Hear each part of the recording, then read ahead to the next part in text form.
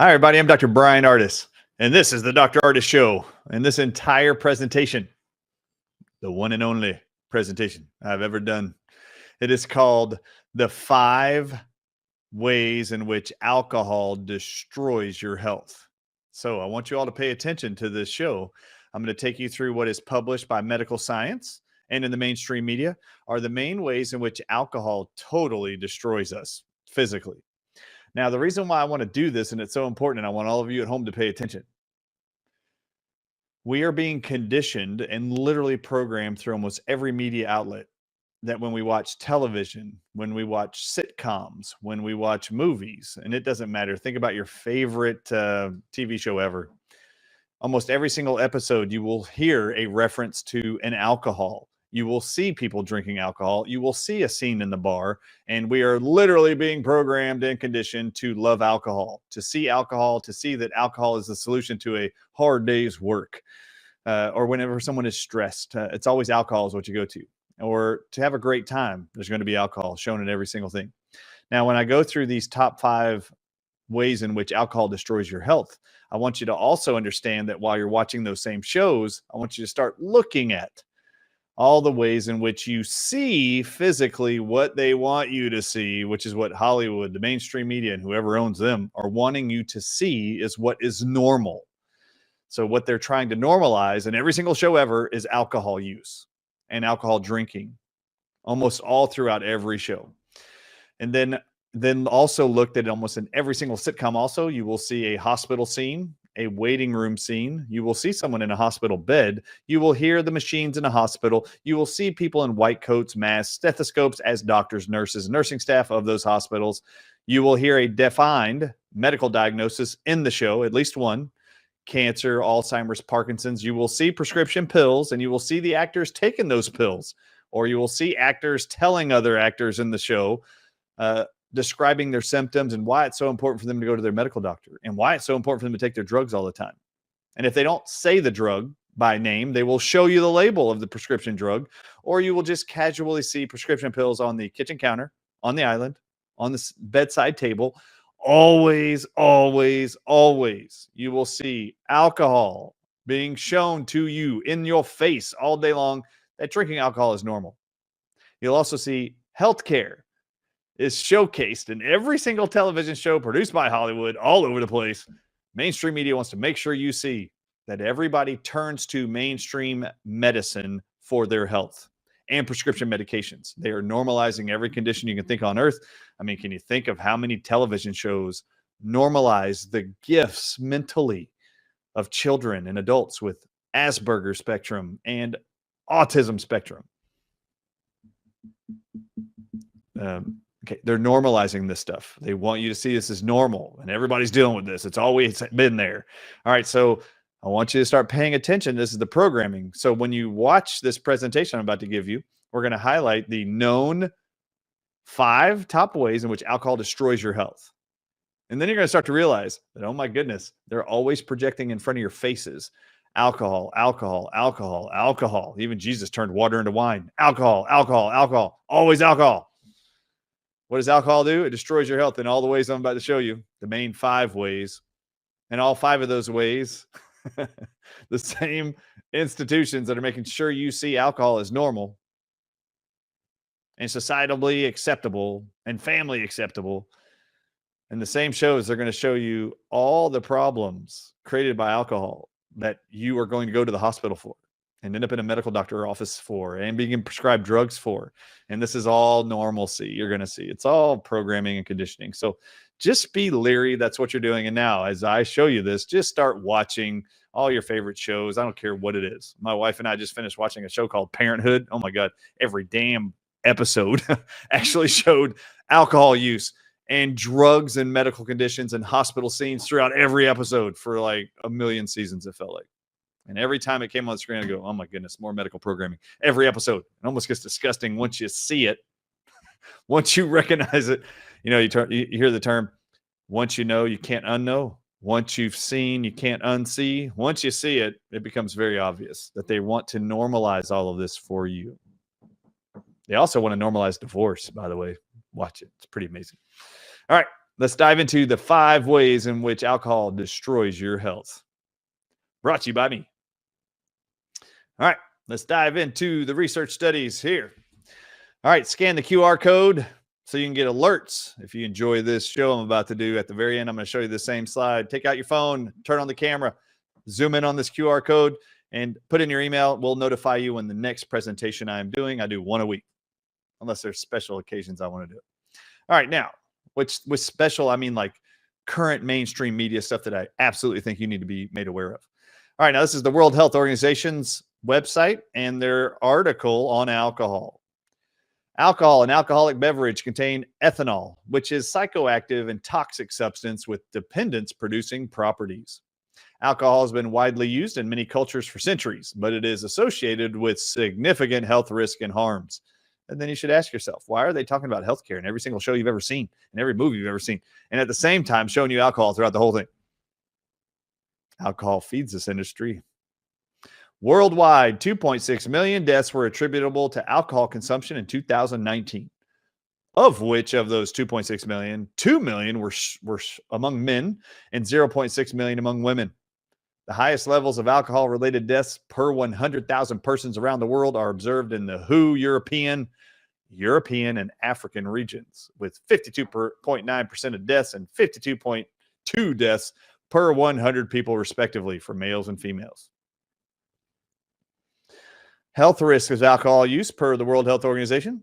And remember, for every slide and every article I show you or research study, you're going to see the link down below on the screen. It's right below there where you can copy, paste, and go put it there. And remember, you go to the resources tab of the Dr. Ardis Show and download this entire PowerPoint for free. Health risk of alcohol use. Alcohol consumption is found to play a causal role, causal meaning it causes, a causal role in more than 200 diseases, injuries, and other health conditions. Drinking alcohol is associated with the risk of developing non-communicable diseases. That means non-infectious diseases. You can't spread this to somebody else. So those diseases caused by alcohol, you don't share them with anybody else, such as liver diseases. Those aren't contagious. Heart diseases, definitely not contagious. And different types of cancers, which are definitely not contagious or genetic, as well as mental health and behavioral conditions such as depression, anxiety, and alcohol use disorders. Interesting. An estimated 474,000 deaths from heart disease were caused by alcohol consumption in 2019. 500,000. Alcohol is an established carcinogen. By definition, carcinogen means it causes cancer. Alcohol is an established, known cancer-causing product. So all of you out there that have been programmed to be so afraid of the debilitating cancer that they tell you is only caused by genetics you inherited. I wonder if they ever read the WHO's articles on alcohol. Alcohol, or any medical research ever, alcohol is an established carcinogen. So all of you out there societally drinking alcohol, I only do it socially. Or I drink alcohol every week or every day. Did you know that it's established that alcohol causes cancer directly? I wonder how many oncologists go like this. I'm sorry, Mary, but you have breast cancer. Do you drink alcohol? No, what they're going to do is tell you, you might have the BRCA1, BRCA2 gene you inherited from your mom or grandma or dad. We should take your breast off right now at 22 years old to protect you from ever getting it. Oh my God, seriously? Some medical doctors should do their own research. Read their own research, actually. It increases the risk of several cancers. Everybody pay attention here. Alcohol consumption increases the risk of several cancers. It is established alcohol causes these cancers: breast cancer, liver cancer, head and neck cancers, esophageal and colon cancers, colorectal cancer included. In 2019, 4% of cancers diagnosed globally and 401,000 cancer deaths were attributed to alcohol consumption. A causal means it causes it relationship has been established between alcohol use and the incidence or outcomes of infectious diseases such as tuberculosis and HIV. Ask your doctor if alcohol is right for you. Key facts from the World Health Organization about alcohol. Now, just so y'all know, this is going to be a much shorter presentation than most of mine because I'm just going to give you the highlights of what alcohol does to you. And for a lot of you, what most people don't know is if they just stopped doing certain things, the likelihood of developing a chronic illness or cancer they're so afraid of and being conditioned to be afraid of would be avoided. So here's just one simple one: alcohol. Avoid it, and your outcomes of health are so much greater. The risks of developing diseases are so much lower. Key facts from the World Health Organization: alcohol or alcoholic beverages contain ethanol, a psychoactive and toxic substance that can cause dependence or addiction. Worldwide, 2.6 million deaths were caused by alcohol consumption in 2019. The alcohol attributable mortality or deaths was heaviest among men, accounting for 2 million deaths compared to 600,000 deaths among women in 2019. An estimated 400 million people, or 7% of the whole world's population, aged 15 and older, lived with alcohol use disorders. That blew me away. Of this, 209 million people, 3.7% of the adult world population, lived with alcohol dependence, addicted to alcohol. Alcohol consumption, even at low levels, the World Health Organization says, can bring health risks, but most alcohol-related harms come from heavy, episodic, or heavy continuous alcohol consumption, which would make sense. The more you're drinking of something that's bad for you, the worse your outcomes and more likely you will be to have them. Here's Harvard's Health Publishing. You ever heard of Harvard? This is your brain on alcohol. At the beginning of the study in 1985, all of the participants were healthy and none were dependent on alcohol. Over the next 30 years, this is a 30-year study, the participants answered detailed questions about their alcohol intake and took tests that measured memory, reasoning, and verbal skills. They underwent brain imaging with MRI at the end of the study. When the team analyzed the questionnaires, the cognitive test scores, and the MRI scans, they found that the amount of shrinkage in the hippocampus, the brain area associated with memory and reasoning, was related to the amount people drank. That part of the brain that controls memory and reasoning was shrinking according to the amount of alcohol they drank over 30 years. Those who had the equivalent of 4 or more drinks a day had almost 6 times the risk of hippocampal shrinkage as did non-drinkers, while moderate drinkers had 3 times the risk. Studies on what alcohol does to destroy your body now. That was your brain. Cancer risk based on alcohol consumption levels. This is a comprehensive review and a meta-analysis of all studies done on this topic. Cancer is the second leading cause of death globally, accounting for almost 10 million deaths in 2020.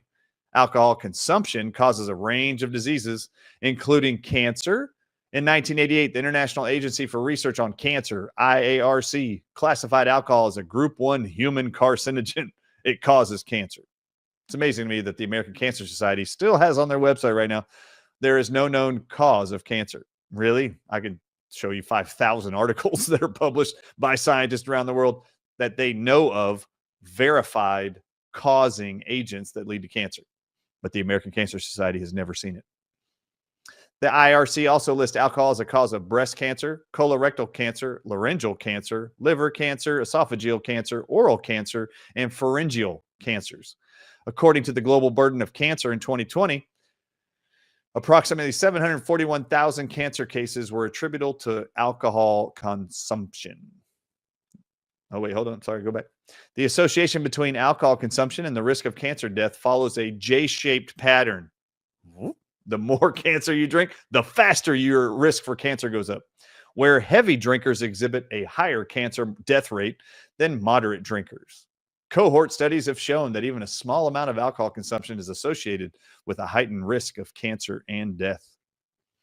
Now, I want you to just pay attention here. Look at the table. On the left-hand side, you will see the cancer type: esophageal cancer, stomach cancer, liver cancer, all the way down to thyroid cancer.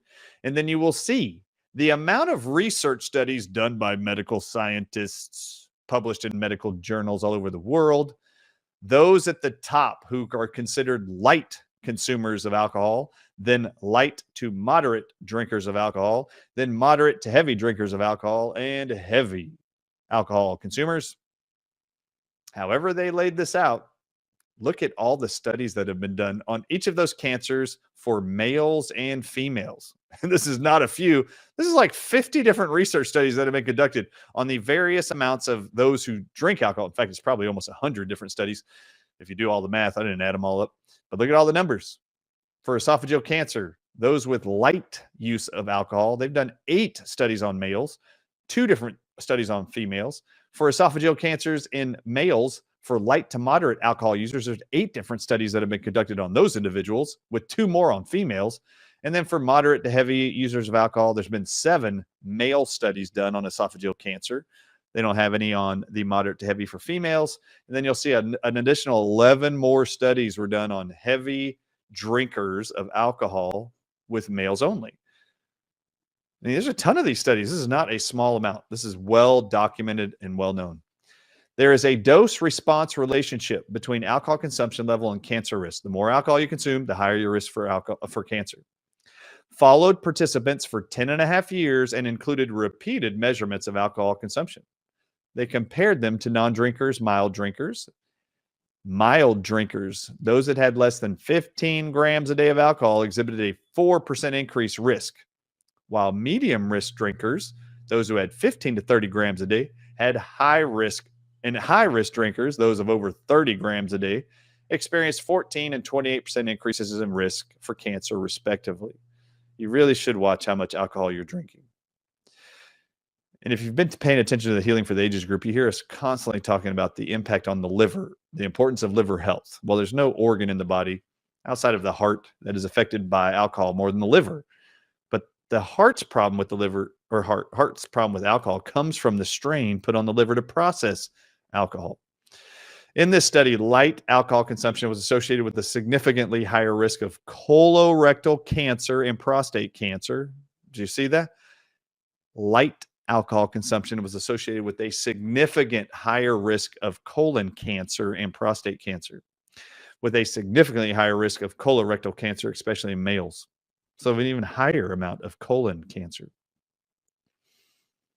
Women, are you afraid that your husband would ever be diagnosed with colon cancer? And does he drink alcohol, even a light amount? You might want to share this information with him if you love him. A previous study showed a significant dose-response relationship between low levels of alcohol consumption, which was less than 25 grams a day, and the prostate cancer risk. In addition, they reported, Choi and the rest of the researchers reported that light alcohol consumption slightly increased the incidence of colorectal cancer in males. Then they wrote here that a possible mechanism in explaining this is that folic acid and acetaldehyde, which are present in alcohol beverages, have been reported to promote colorectal carcinogenesis. Now, there ain't no way on earth you're going to get me to buy that folic acid is a part of this. Folic acid is vitamin B9. That inherently by itself does not cause cancer. That is not what causes alcohol to cause cancer. Our study revealed a strong association between esophageal cancer and alcohol consumption across all levels, whether light drinkers or heavy drinkers. Meta-analysis, looking at a whole bunch of research studies at once, demonstrates a 30% increased risk of esophageal cancer, particularly squamous cell carcinoma, among individuals with light alcohol consumption. Light alcohol consumption. Another review of multiple studies reported a significant increase in esophageal cancer risk at a high alcohol consumption also, which was more than 100 grams per day. Our study found a strong association between breast cancer and alcohol consumption across all levels. Even low levels of alcohol consumption were linked to an increased incidence of breast cancer. In a meta-analysis, it was observed that each additional 10 grams of alcohol consumed every day increased the risk of breast cancer in females by 7%. Similarly, our study revealed that higher levels of alcohol consumption were associated with a higher risk of breast cancer in females. Notably, even very light alcohol consumption, defined as less than 0.5 drinks a day, half of a cocktail per day, increased the risk of breast cancer. This heightened risk can be attributed to alcohol's impact on the mammary gland, your breast tissue, including elevating estrogen levels and insulin-like growth factor concentrations, altering structural development and stimulating cancer cell proliferation. Proliferation means fast, quick growing. More of. Conclusion. Our findings support the proposal that higher levels of alcohol consumption are associated with an increased risk of cancer. Furthermore, even low levels of alcohol consumption have been found to elevate the risk of esophageal cancer, colon cancer, and breast cancer in females, as well as prostate and colorectal cancer in males. These findings suggest that there's no safe level. Let me repeat that. These findings from these medical experts and scientists, these findings suggest there is no safe level of alcohol consumption in terms of cancer risk. You're welcome. What about the influence of alcohol consumption on intestinal nutrient absorption? So now I'm going to highlight for you what alcohol does when you take supplements and drink alcohol or eat vegetables that have nutrients, vitamins, and minerals, and what the impact of alcohol is on the nutrients in those foods or your supplements. Some of you might imagine, well, what if I just drink lots of alcohol, and I just take my mineral and vitamin supplements from the Dr. Ardis show? Okay, I'm about to show you. Alcohol consumption, even at low to moderate dosages, could affect human physiology in a multitude of organ systems, including the small intestine. The main purpose of the small intestine is to absorb the digested nutrients essential for health, otherwise known as homeostasis. Here they show you the small intestine and how alcohol impacts the ability of your body to absorb nutrients. And you will see in red, I got to bend over here. It reads intestinal inflammation, altered nutrient absorption. And you'll notice the red arrow, it says alcohol blocks your small intestine from being able to absorb proteins, fats, amino acids, sugar, glutamine, thiamine, amino acids, folate, which is vitamin B9, riboflavin, which is vitamin B2, calcium, zinc, iron, etc. Then you'll see that alcohol also increases the presence of acetaldehyde, which increases oxidative stress and disease in the body. Then you'll see there's alteration in intestinal structure. There's changes in your microbiota, which is your bacteria and fungus that live in your gut. It decreases GI motility, which is you being able to poop, move in your bowels.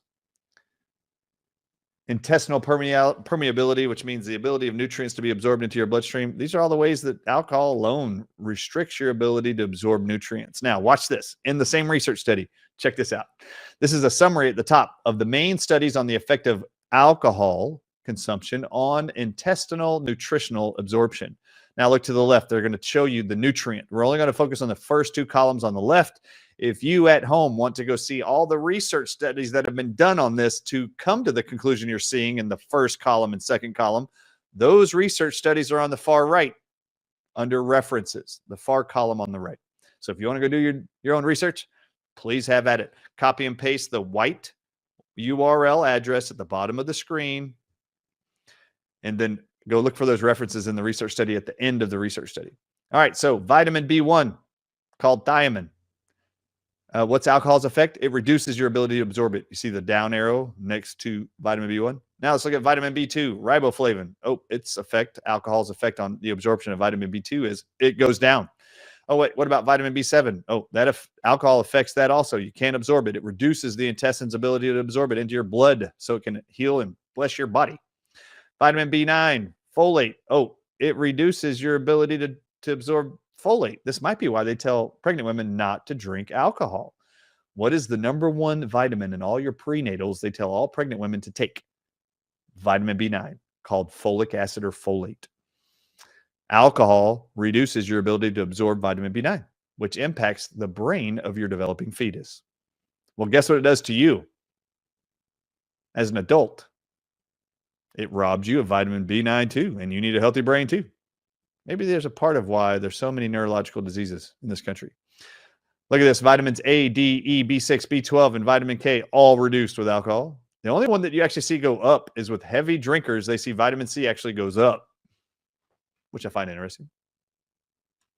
Let's keep going. Now they're going to show you what's the impact of alcohol on glucose absorption from the sugar foods and carbohydrates you eat and proteins.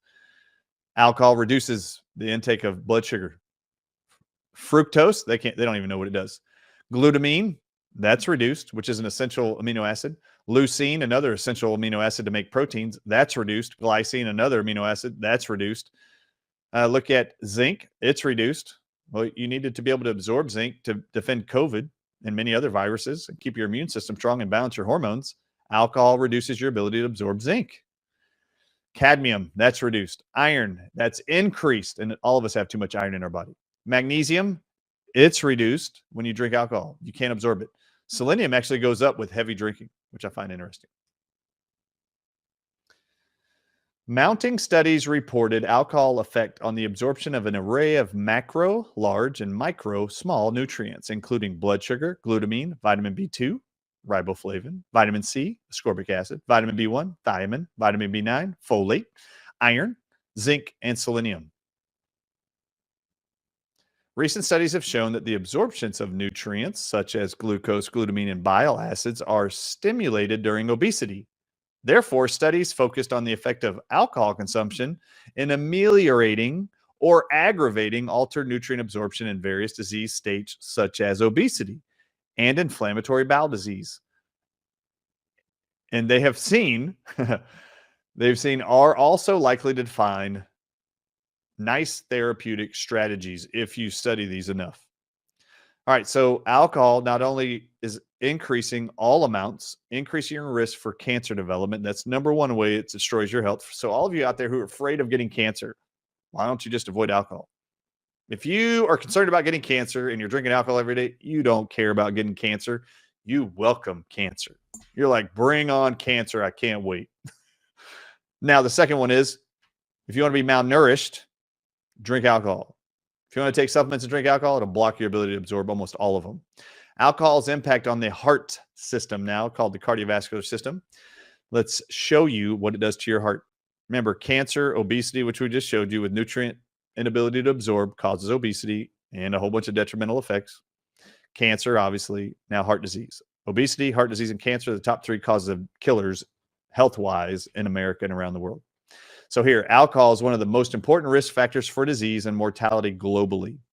The relationship between alcohol consumption and cardiovascular disease is complex, and hundreds, if not thousands, of individual research reports have been published about alcohol's direct impact on heart disease.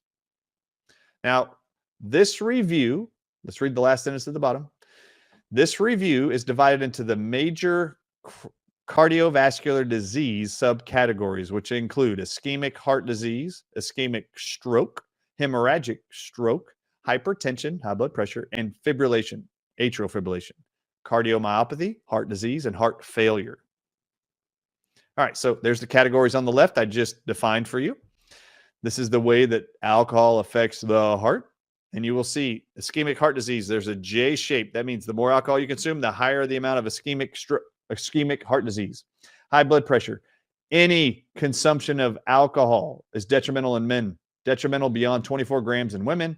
A reduction in drinking, less than 24 grams per day, lowers blood pressure. Well, that's good. Now for stroke, ischemic stroke, J-shaped. The more alcohol you consume, the higher amounts of stroke you're going to have and risk for that. And then atrial fibrillation, it's detrimental beyond 60 grams per week of alcohol. If you're worried about having atrial fibrillation, do not drink more than 60 grams. They know there's a direct correlation to atrial fibrillation. Cardiomyopathy, consumption of greater than 80 grams per day leads to a substantially increased risk of cardiomyopathy. Heart failure, that's J-shaped. The more alcohol you drink, the exponential risk increase of developing any heart failure. Heart failure is when your heart stops, by the way, and you die, just so you know. Stroke. There are two major stroke subtypes with differing etiologies or development: ischemic stroke and hemorrhagic processes. Due to higher prevalence, ischemic stroke typically drives investigations of total stroke.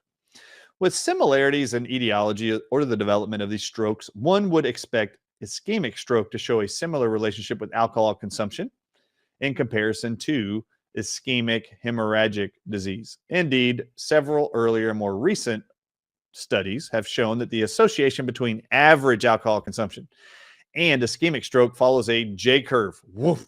It goes straight up. It's not like a smooth curve. No, it is straight up. The more alcohol you consume, the faster you're headed towards stroke level.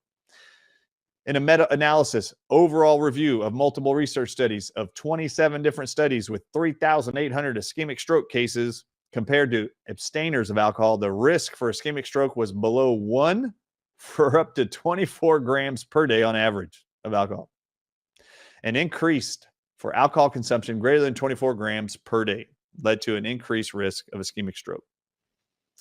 Analysis of the emerging risk factors collaboration in the UK Biobank cohort showed an increased risk for both fatal and non-fatal total stroke based on average alcohol consumption. Fatal and non-fatal. If you don't want to die of a stroke and you love your wife and your kids or whatever you do in life or your pets and you don't want to die early, you might want to avoid alcohol. The risk for intracellular, inside your brain, intracerebral, and subarachnoid hemorrhagic stroke, bleeding out strokes, increased with every drink. Let me repeat. The risk for bleeding strokes in your brain increased with every drink. And the consumption of greater than 48 grams per day resulted in intracerebral stroke, an increase, and subarachnoid hemorrhagic strokes. Several studies have reported an elevated risk for both ischemic stroke and hemorrhagic stroke from heavy episodic drinking. Alcohol consumption is also a trigger for stroke events. So if you don't like strokes, avoid alcohol. Several research studies were put together, and of 7, there were studies done with 12,000 cases of atrial fibrillation, and they compared those to non-drinkers. The risk for atrial fibrillation was elevated in all drinking groups, even when heavy episodic drinkers were excluded from the analysis. The pooled linear risk increase was 1.08 for each 12 grams per day increase in average alcohol consumption. Ask your doctor if AFib's right for you. Ask your bartender if AFib's right for you. Heart disease, heart failure. Let's go to heart failure. This is when your heart stops and you die. And if they get there fast enough, they can put paddles on you and start it back up again. Jump start you like a car. All right. Cardiovascular disease categories, such as ischemic heart disease, hypertension, and cardiomyopathy, increase the risk of heart failure. Recent review of multiple studies done in 2018 consisted of 355,000 total participants with 13,000 cases of heart failure based on 13 different studies. It was shown that the dose-response relationship between alcohol consumption and heart failure was curvilinear. As that number of drinks went up and alcohol consumption went up, so did the amount of heart failure. Ask your bartender if heart failure is right for you.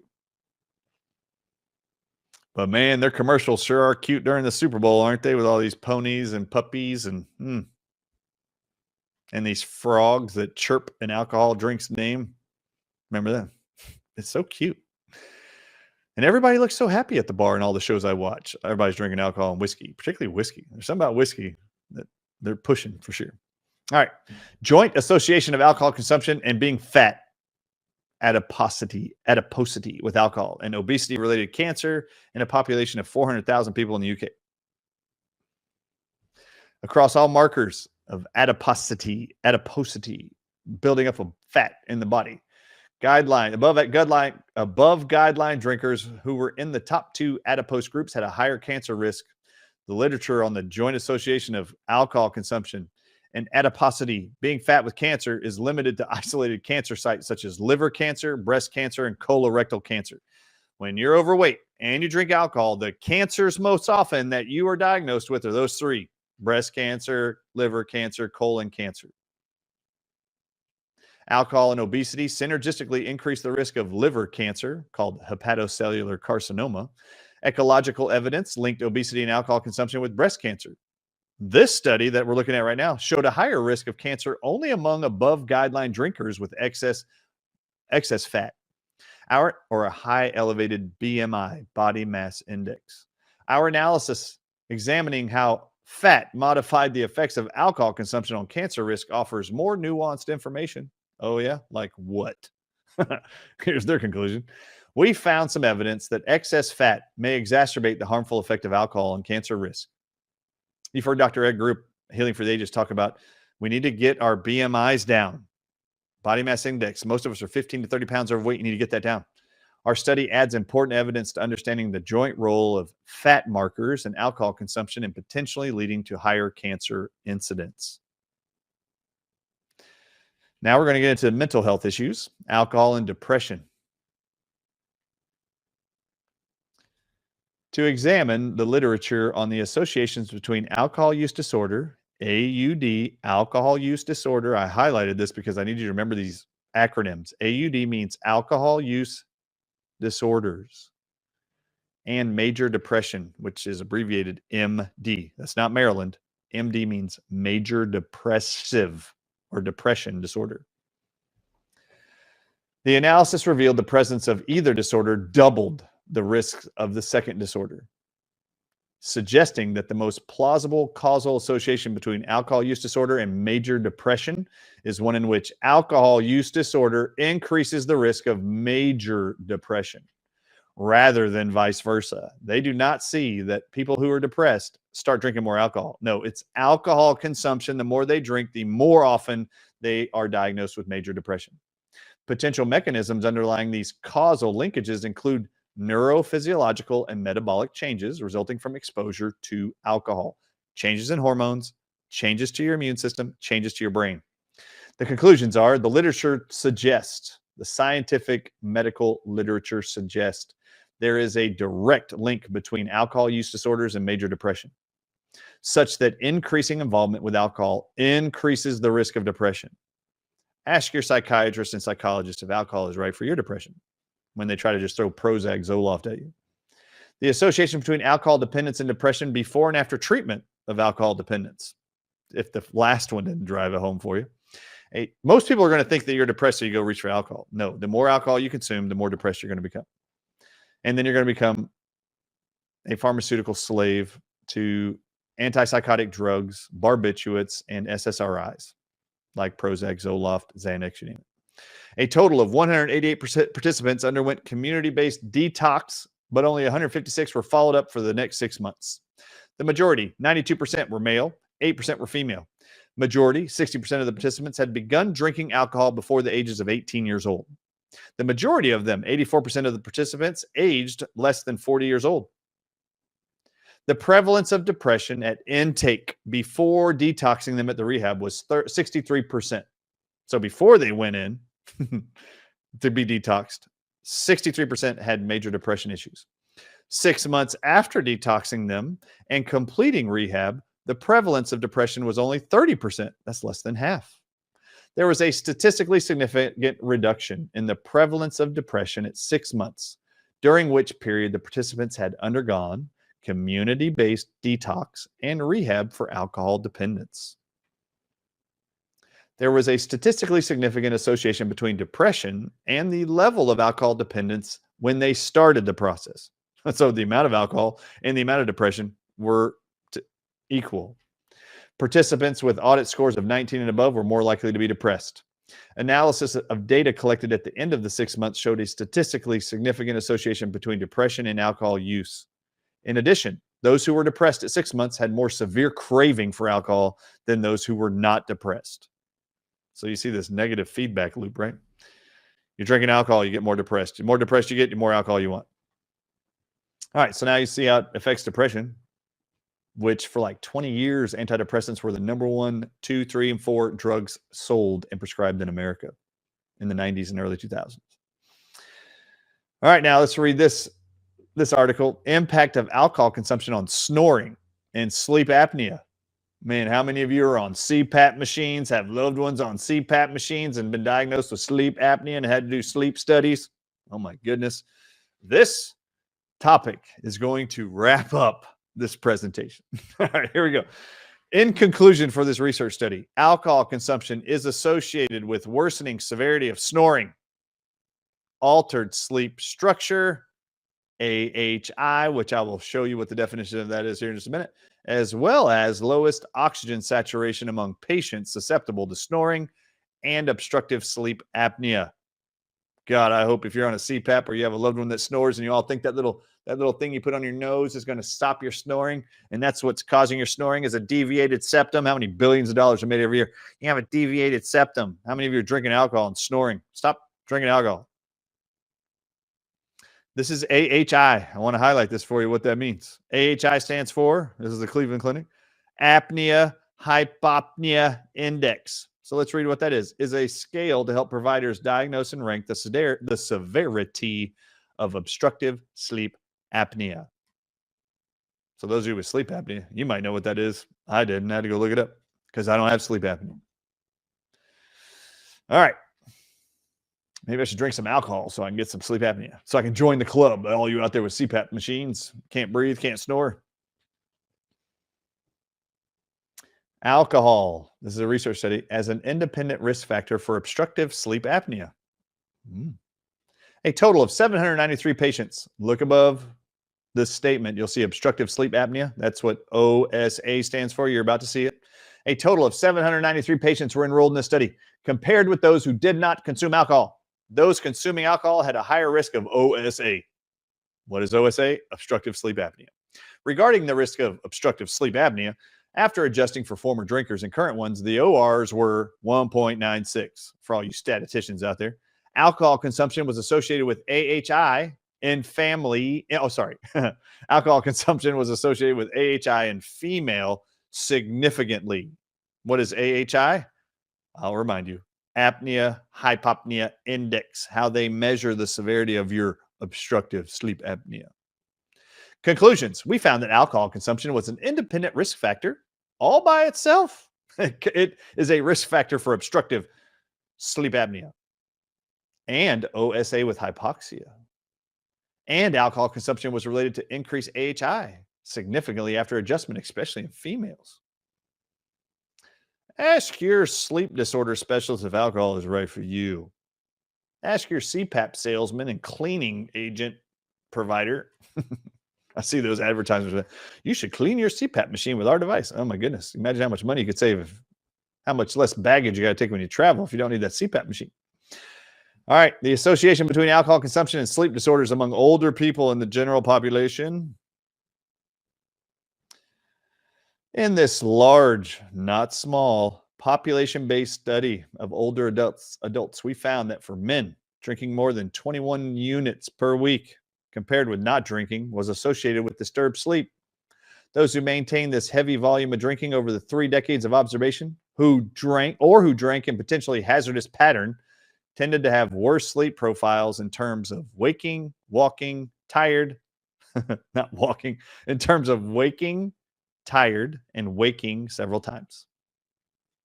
In a recent cross-evaluation of population study of 187,000 adults in the United States, short sleep prevalence was higher among adults who consumed any alcohol compared with those who never consume alcohol.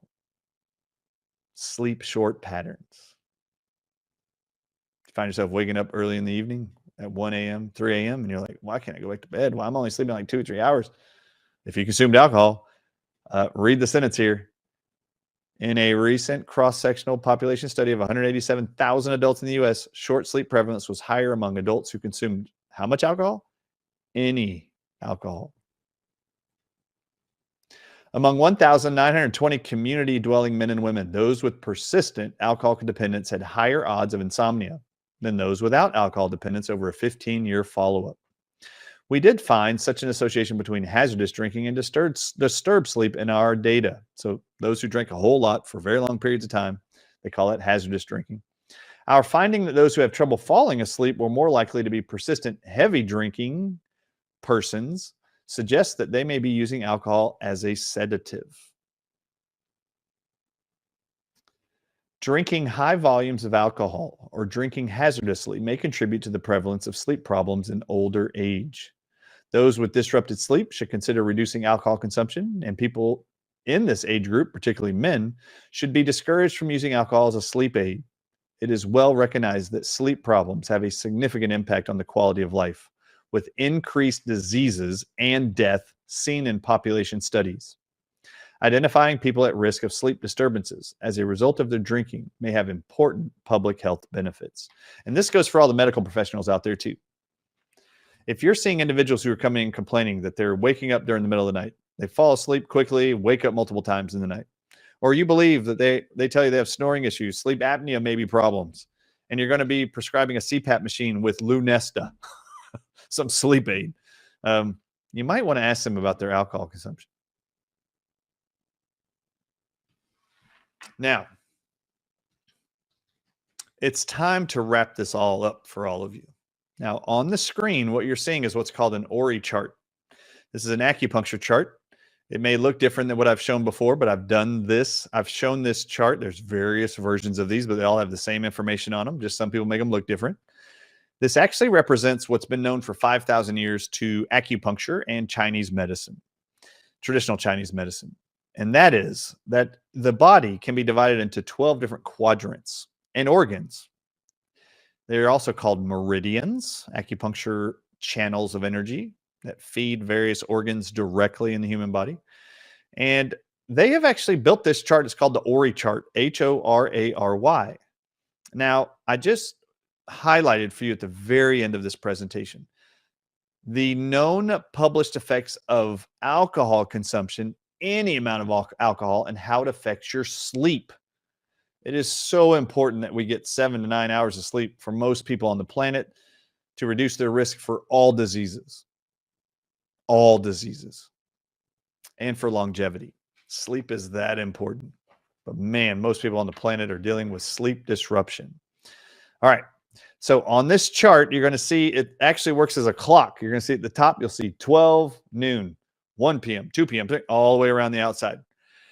Every meridian or organ named here. Some of the meridians have organ names, like at the top at noon, you'll see heart right underneath the noon. That's the heart meridian and the heart organ physically.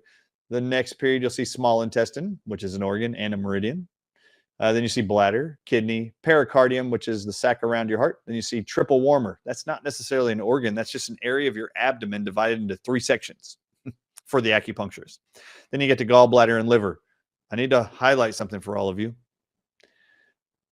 I want you to notice when the liver and the gallbladder detox or function the most every 24-hour cycle. Look at the hours of the day where the gallbladder kicks up and detoxing all the bile, cleansing the liver. And then when the liver takes over and starts dumping all of its toxins every single day, it actually is the highest between the hours of 1 and 3 a.m. is when the liver is detoxing. And I cannot tell you how many of you I hear from you for the last 25 years. Most of my patients and now all of you audience members, people will reach out to me and go, Dr. Ardis, I wake up between 3 and 4 a.m. every night.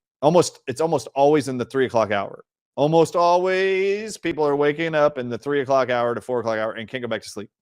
This is when your liver dumps all of its toxins that it started processing between the hours you see on the screen, 1 a.m. to 3 a.m. This is the correlation to the sleep disturbance and alcohol. Alcohol affects the liver. The liver controls your sleep patterns. It also detoxes you. So now I'm going to show you some information about this. So remember, keeping the liver healthy helps you sleep through the night. Why? The more toxic the liver, the more crap it's got to dump out of it between the hours of 1 and 3 a.m. And you're going to wake up or not be able to sleep through that whole period because your liver's so jacked up at detoxing so much stuff. It's disruptive to you and your sleep patterns. Now, I put in this red box the liver and gallbladder because I wanted to show you on the screen that the gallbladder, with all of its veins and ducts going into the liver, the gallbladder is a part of the liver organ. You cannot separate the two. Even though you'll hear people say they cut out my gallbladder. No, they didn't. They just cut out that big green part you see on the screen, the bulb of the gallbladder. They just cut that and stitched the end of the tube that became that big balloon. They just cut that and then stitched it shut.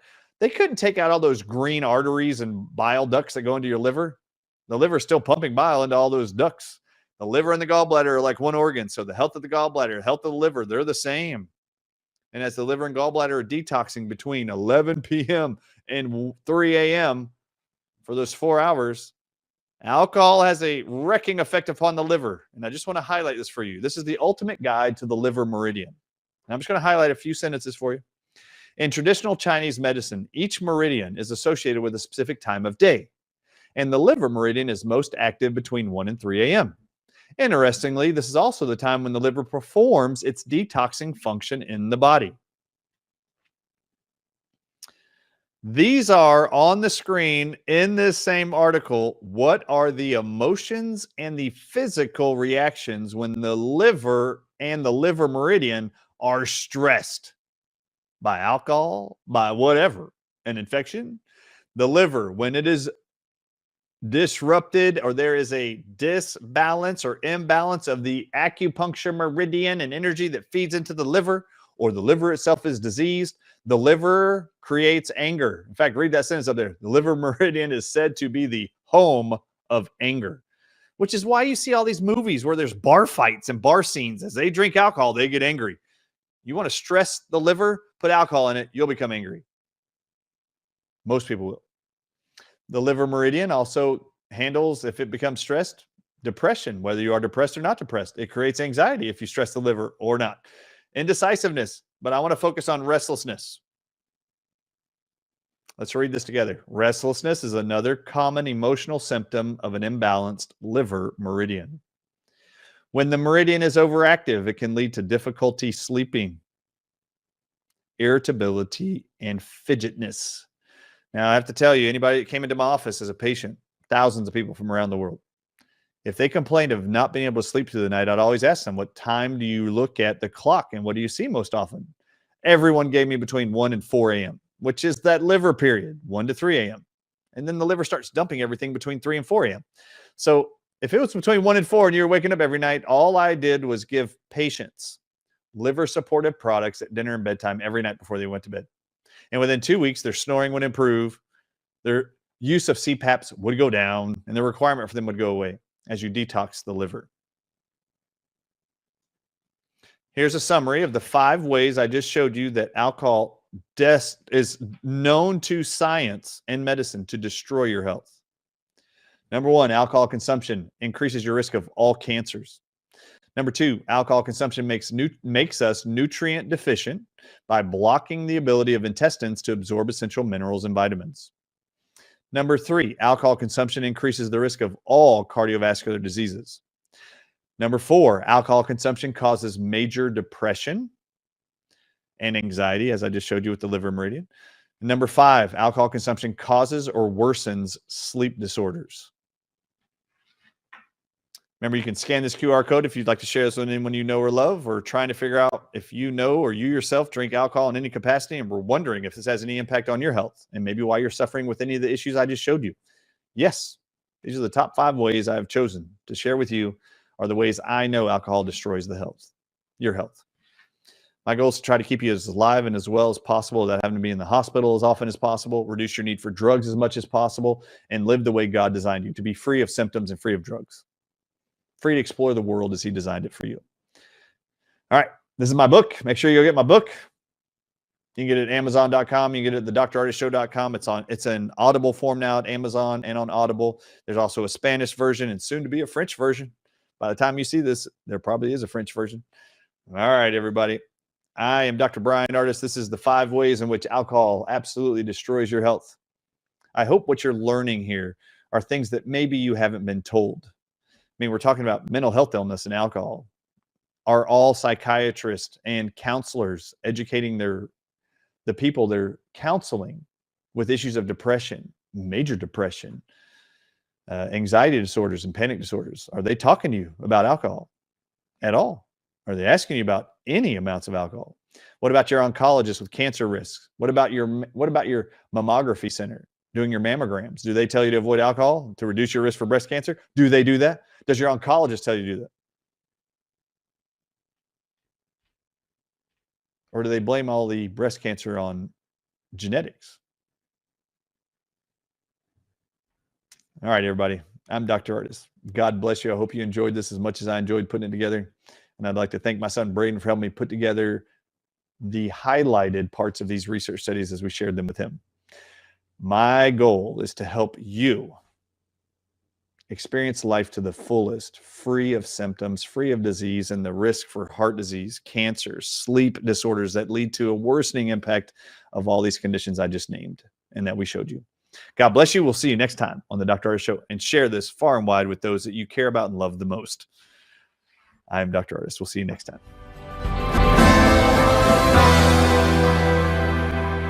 Disclaimer.